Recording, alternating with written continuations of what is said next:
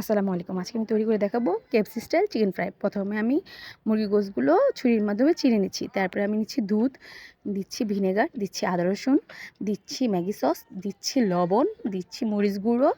এখন দেবো আমি সয়া সস, দেবো চিলি সস, দেবো বারবিকিউ সস, দেবো ওয়েস্টার সস আর ১ প্যাকেট ম্যাগি মশলা স্বাদে ম্যাজিক। তারপরে এগুলো হাত দিয়ে মেখে নেব। তারপর দিয়ে দিচ্ছি মুরগির গোশত।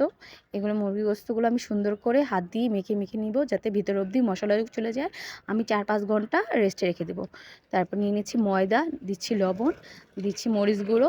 এগুলো আমি হাত দিয়ে মেখে আমি ফ্রাইং প্যানে তেল গরম করতে দিয়ে দেবো। আমি অনেকগুলো তেল নিচ্ছি, কারণ এগুলো ডুবন্ত তেলেই ভাজতে হয়। তারপরে আমি মুরগির গোশত নিয়ে আমি ময়দার মধ্যে চেপে কোট করছি। এটা আমি একবার ময়দার মধ্যে দিব, একবার পানির মধ্যে দিব। দিয়ে এভাবে পরপর ২ বার হাত দিয়ে চেপে কোট করে নেব। তারপর আমি ডুবন্ত তেলে ভাজতে দিয়ে দেবো। আমি এপিঠ ওপিঠ লাল লাল করে সময় নিয়ে ভাজবো। তৈরি হয়ে যাবে আমার কেএফসি স্টাইল চিকেন ফ্রাই। এটা খেতে আসলেই অনেক মজার। আপনারা বাসায় ট্রাই করবেন আর খেয়ে জানাবেন কেমন হয়েছে। ধন্যবাদ।